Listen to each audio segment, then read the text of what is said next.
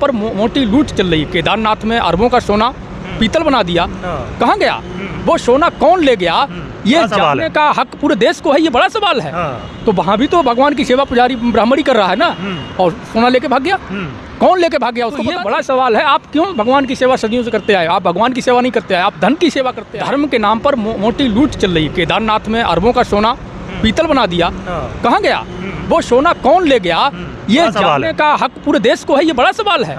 तो वहाँ भी तो भगवान की सेवा पुजारी ब्राह्मणी कर रहा है ना, और सोना लेके भाग गया, कौन लेके भाग गया उसको पता? आज जब ये पूरा समाज इस सच को जान चुका है कि भगवान के नाम पर जो आर्थिक शक्ति का सबसे बड़ा केंद्र है, जो देश का सबसे बड़ा उद्योग है धर्म, उस पर ब्राह्मण जो एक तरफा अपना कब्जा जमाए रहना चाहता है, इसलिए कभी भगवान की आड़ लेता है, कभी धर्म की आड़ लेता है, कभी राष्ट्रवाद की आड़ लेता है, कभी देवी देवताओं की आड़ लेता है, और अपने उस जो लेयर है उसको सुरक्षित रखना चाहता है। आज समय की मांग है कि भगवान की सेवा का अवसर सभी को दिया जाए। ब्राह्मण कब तक अकेला सेवा करेगा, हम उसकी चिंता भी कर रहे हैं। कब तक बेचारा एक समाज, कब तक भगवान की जिम्मेदारी लेगा?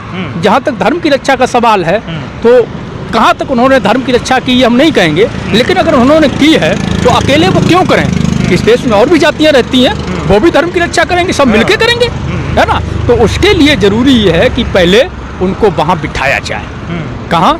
मंदिरों में पुजारी बनाया जाए, मुख्य ट्रस्टी बनाया जाए, उनको स्वीकार किया जाए, तब जाकर के आप बात। नमस्कार साथियों, मैं कृष्णा राष्ट्रवादी। इस समय मैं उत्तर प्रदेश के आगरा शहर में हूँ। आप देख रहे होंगे कि ये हाईवे, यहाँ पर ही मैं इस समय हूँ, और आप देख रहे होंगे कि मेरे साथ में मंडल यात्रा को लेकर के चल रहे साथी हैं। और आइए हम जानेंगे कि ये मंडल जो यात्रा है वो कहाँ से लेकर के कहाँ तक जा रही है, और क्या मंडल यात्रा को लेकर के ऐसा विशेष क्या कर रहे हैं। आपने पहले 90 के दशक में मंडल यात्रा देखी होगी, और मंडल यात्रा के दौरान ही आपने कमंडल यात्रा भी देखी होगी, और उसी मंडल को लेकर के कुछ हैं जो साथी जो मंडल यात्रा को लेकर के चल रहे हैं। आइए कैमरामैन थोड़ा बातचीत करते हैं कि ये जो आप मंडल यात्रा लेकर के चल रहे हैं, ये कब से आपके मन में विचार आया, और कहाँ से लेकर के चले थे, और किन किन बातों को लेकर के चल रहे हैं, और कौन कौन से प्रदेशों से? पहले आपके दर्शकों का आभार, और जय भीम, जय मंडल, जय संविधान, जय जोहार।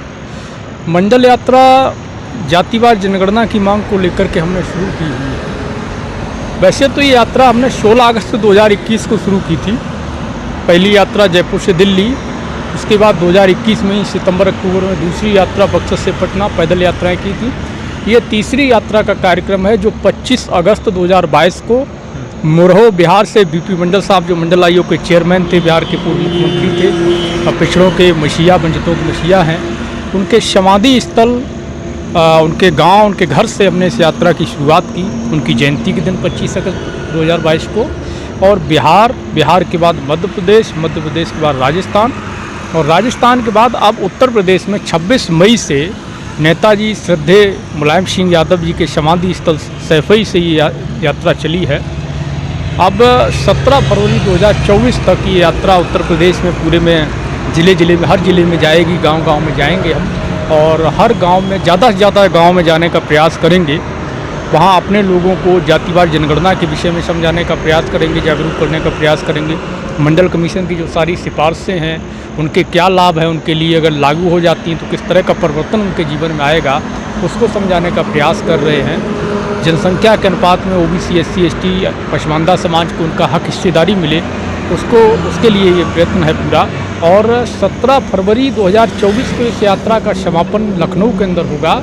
उसी दिन से हम लखनऊ में स्थायी आंदोलन की शुरुआत करेंगे, और ये आंदोलन अपने आप में एक ऐतिहासिक आंदोलन होगा। जब तक हमारी मांगें नहीं मानी जाएंगी, हम लोग अनवरत वहाँ आंदोलन स्थल पर डटे रहेंगे।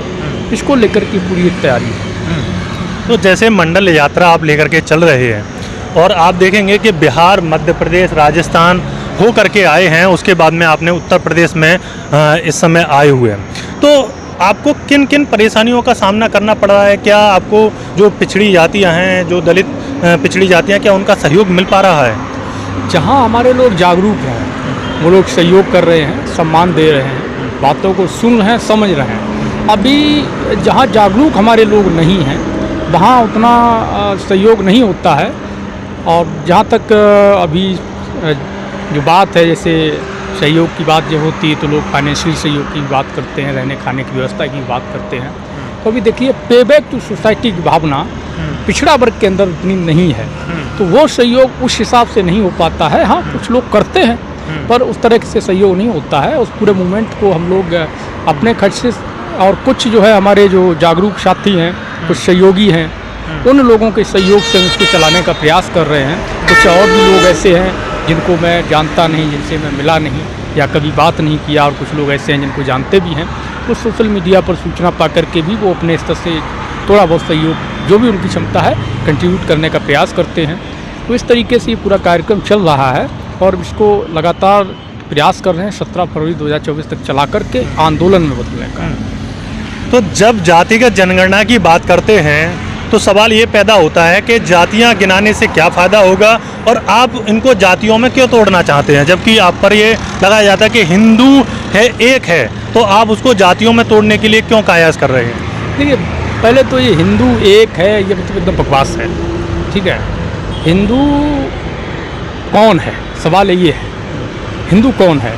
जब परसों की बात है, 2 दिन पहले जब राजस्थान सरकार, कांग्रेस सरकार, मुख्यमंत्री अशोक गहलोत जी जो पिछड़ा वर्ग से आते हैं, वो वहाँ पर जो मंदिर हैं वहाँ के, उनमें 22 पुजारियों की नियुक्त करते हैं, जिनमें गैर ब्राह्मण पुजारी हैं, जिसमें जाट है, अहीर है, बलाई है, पटेल है, और मीणा है, मेघवाल है, और ऐसी जातियाँ जो ओबीसी SC ST समाज से आती हैं।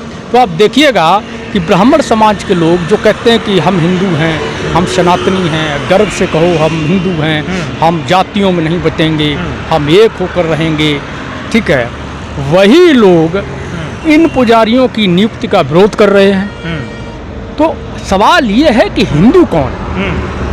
इस हिसाब से अगर हम मंदिर के पुजारी नहीं बन सकते हैं तो स्पष्ट हो जाता है, हमारे मंदिर के पुजारी बनने का जब विरोध होता है तो स्पष्ट हो जाता है कि हम हिंदू तो नहीं है, इसीलिए विरोध हो रहा है। अगर हम हिंदू होते तो उनको खुशी होती, जो लोग विरोध कर रहे हैं वो इस कदम का, सरकार के इस कदम का स्वागत करते कि भाई हिंदुओं को बनाया जा रहा है, जाति भेदभाव मिटाया जा रहा है, जो एक रहता था कि केवल ब्राह्मण ही बनेगा, उसको ख़त्म करके सारे हिंदुओं को पुजारी बनाने का काम किया जा रहा है।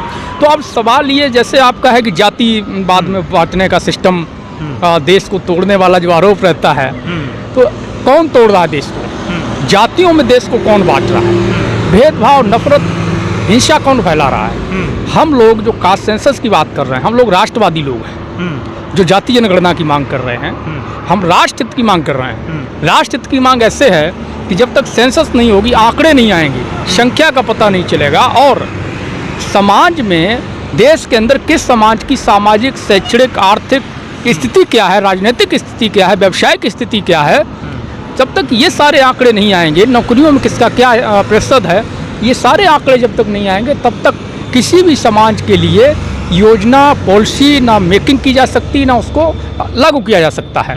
पॉलिसी को बनाने के लिए, किसी भी समाज के उत्थान के लिए आंकड़े होना जरूरी है, और आंकड़ों के साथ साथ में किस समाज को कितने स्तर पर किस चीज़ की आवश्यकता है, वो कितना पिछड़ा है। अगर एजुकेशन की पॉलिसी बनानी है किसी समाज को आगे बढ़ाने के लिए, तो कौन वो समाज एजुकेशन में कितना पिछड़ा है, कितने लोग उसमें पढ़े लिखे हैं, कितने लोग अनपढ़ लोग हैं, और उनको पढ़ाने के लिए कितने फंड की आवश्यकता होगी, या कितने विद्यालय की आवश्यकता होगी, टीचर्स की आवश्यकता होगी, बहुत सारी चीज़ें आंकड़ों से डिसाइड होंगी।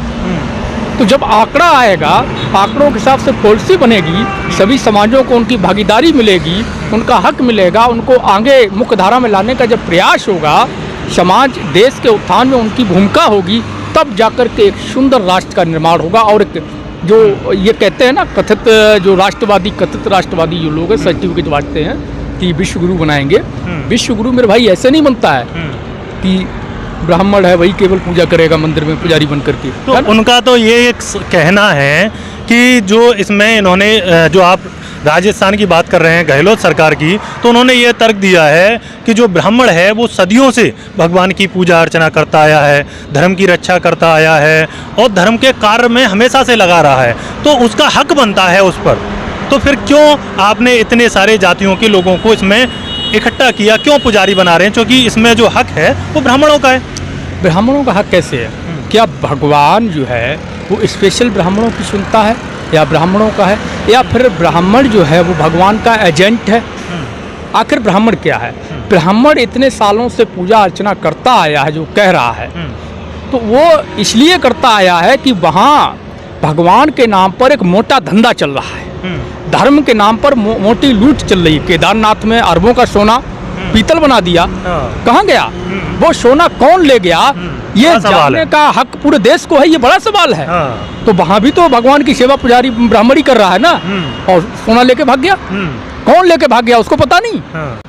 तो ये बड़ा सवाल है, आप क्यों भगवान की सेवा सदियों से करते आए? आप भगवान की सेवा नहीं करते आए, आप धन की सेवा करते आए हैं। और आज जब ये पूरा समाज इस सच को जान चुका है कि भगवान के नाम पर जो आर्थिक शक्ति का सबसे बड़ा केंद्र है, जो देश का सबसे बड़ा उद्योग है धर्म, उस पर ब्राह्मण जो एक तरफा अपना कब्जा जमाए रहना चाहता है, इसलिए कभी भगवान की आड़ लेता है, कभी धर्म की आड़ लेता है, कभी राष्ट्रवाद की आड़ लेता है, कभी देवी देवताओं की आड़ लेता है, और अपने उस जो लेयर है उसको सुरक्षित रखना चाहता है। आज समय की मांग है कि भगवान की सेवा का अवसर सभी को दिया जाए। ब्राह्मण कब तक अकेला सेवा करेगा, हम उसकी चिंता भी कर रहे हैं। कब तक बेचारा एक समाज, कब तक भगवान की जिम्मेदारी लेगा?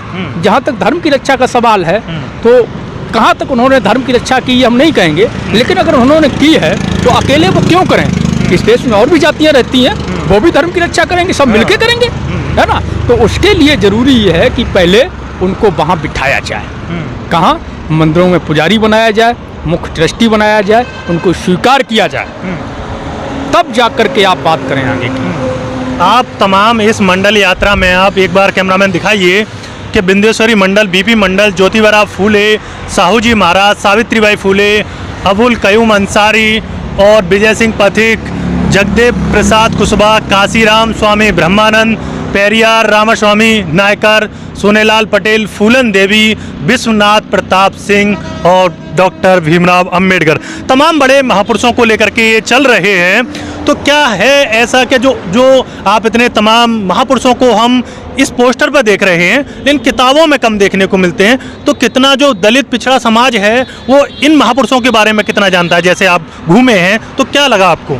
देखिए, अगर ये महापुरुषों का जो संघर्ष है और जो इन्होंने कार्य किए हैं समाज के उत्थान, राष्ट्र के उत्थान के लिए, किसी एक समाज के लिए नहीं, पूरे राष्ट्र के उत्थान के लिए, और राष्ट्र के अंदर, इस देश के अंदर जो गंदगी भरी हुई थी उसको साफ करने का जो काम किया, देश को मानवता का पाठ पढ़ाने का जो काम किया, वंचितों को, शोषितों को, दलितों को, मजदूरों को, किसानों को, पिछड़ों को, आदिवासियों को न्याय दिलाने का, सम्मान दिलाने का जो काम किया, अगर उस काम को, इन महापुरुषों को स्कूली चैप्टर्स में, पाठ्यक्रम में पढ़ाया गया होता तो आज हमें इस तरीके से इनको लेकर के घूमने की आवश्यकता ही नहीं थी। इस पे भी हैं, उधर पीछे दूसरी तरफ और महापुरुष हैं, काशीराम साहब हैं, अन्य महापुरुष हैं, सबकी तस्वीरें लगी हुई हैं। तो ये इसलिए हम लेके चल रहे हैं ताकि हमारे लोग पहचानें, नाम पढ़ें, जो लोग नहीं जानते हैं उन्हें हम बताएं कि इन्होंने आपके लिए संघर्ष किया, तब आज आपको ये जो अच्छा खाना है, अच्छा कपड़ा है, अच्छा लाइफ स्टाइल है, कहीं भी आप चाय पी ले रहे हो, कहीं भी आप बैठ जा रहे हो, कहीं भी आप बातचीत कर रहे हो, अपने अच्छे बुरे की जो सोच रखते हो, वो इनके संघर्ष, त्याग और बलिदान की वजह से है। नहीं तो आज हमारा जीवन जो 1900 से पहले या देश की आज़ादी से पहले जो था, हमने देखा नहीं है, लेकिन हमने सुना है कि एक समय था जिसको ये रामराज बोलते हैं या स्वर्णिम राज बोलते हैं, स्वर्णिम युग बोलते हैं। उस युग में एक शूद्र को मंत्र पढ़ने पर उसका हत्या कर दिया जाता था, शिक्षा देने पर। अगर सुन लेता था तो कान में शीशा पिघला के, ये सब चीज़ें हमने सुनी है, ठीक है। तो अगर ऐसा उस समय था तो आप सोचिएगा, अगर ये महापुरुष नहीं होते तो आज हम और आप इस जगह पर खड़े होकर के ये डिबेट नहीं कर रहे होते कि मंडल यात्रा, या हम मंडल यात्रा लेके नहीं चल रहे होते, कुछ भी हो सकता था। ये महापुरुषों का संघर्ष है और उनका कारवा है, उनके कारवे को हम आगे ले जाने का प्रयास कर रहे हैं। हम उनसे आगे नहीं जा सकते, लेकिन हमारा प्रयास है कि हमारे महापुरुषों ने कारवा को जहाँ ला के खड़ा किया है, कम से कम हम इसको इतना कस के पकड़ लें कि यहाँ से अगर आगे ना ले जा पाए तो पीछे ना जाने दें।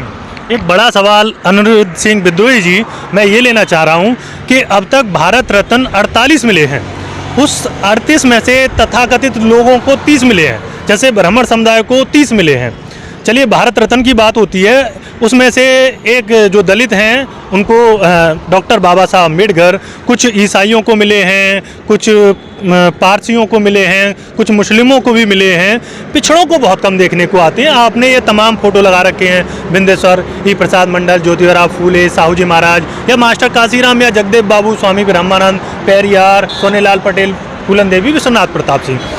आज तक आपके जितने आपने फोटो लगा रखे हैं, तो ऐसा क्यों है, क्यों दलित पिछड़े समाज में जिनको भारत रत्न नहीं दिया गया?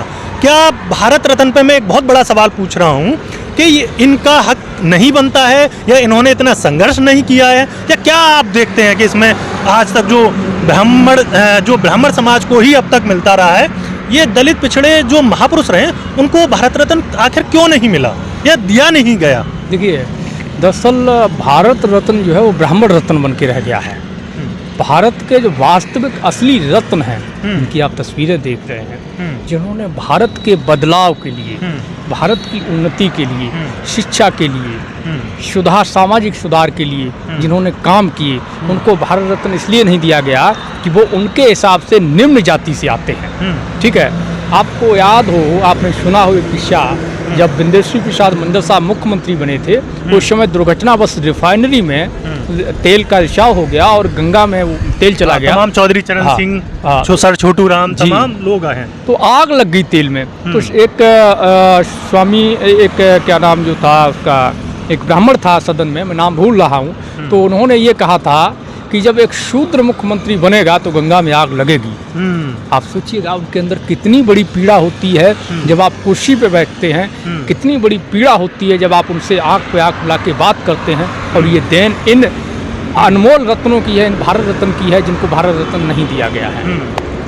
जी, आप देख रहे हैं कैमरामैन, एक बार मैं दिखाता हूँ कि ये जो मंडल यात्रा चल रही है वो किन किन मुद्दों को लेकर के चल रही है, एक बार मैं, और कौन कौन से ऐसे मुख्य बिंदु हैं जो इस पर लिखे हुए हैं, एक बार मैं आपको पढ़ करके सुना देता हूं। साथियों देखिए, ये सबसे पहले केंद्रीय स्तर पर जातिगत जनगणना होनी चाहिए। दूसरा, मंडल कमीशन की सभी सिफारिशें लागू हों। तीसरा, lateral entry, creamy layer, collegium system निजीकरण बंद हो। चौथा पॉइंट है न्यायपालिका, निजी क्षेत्र, लोकसभा, विधानसभा तथा प्रमोशन में आरक्षण लागू हो। फिफ्थ पॉइंट है आपका बैंकों द्वारा दिए जाने वाले सालाना व्यावसायिक लोन में ओबीसी, एससी, एसटी कोटा लागू हो। किसानों के लिए बिना शर्त 25 लाख तक बिजनेस लोन व कानून हो, बिजनेस लोन का कानून हो। सातवां पॉइंट है अति पिछड़ी जातियों की सुरक्षा के लिए एससी, एसटी एक्ट की तरह ही प्रभावी अत्याचार निवारण कानून बनाए। तो ये सब मुख्य बिंदु हैं जिनको लेकर के ये मंडल यात्रा चल रही है। कहीं ना कहीं ये प्रभावी बिंदु हैं जिनको लेकर के सभी जो दलित पिछड़ा समाज है उसको सोचना चाहिए और उसको आगे आना चाहिए। और जो इतनी हिम्मत कर रहे हैं अनिरुद्ध सिंह विद्रोही, तो जब तक अनिरुद्ध सिंह विद्रोही जैसे जो सड़कों पर नहीं आएंगे युवा, तब तक पिछड़े समाज में आपको जागृति देखने की नहीं मिलेगी। और आप वर्तमान में देख रहे होंगे कि किस तरीके से सरकारी पदों की सभी भर्तियों में जहां पर ओबीसी को 27% आरक्षण मिलता है, वहीं पर आज 27% की जगह पर कहीं पर 3%, कहीं पर 4%, कहीं पर 10% देखने को मिलता है। वहीं दूसरी ओर ईडब्ल्यूएस आरक्षण में जहां 10% कोटा लगता है, वहीं पर उनको 15%, 20% तक देखने को मिलता है।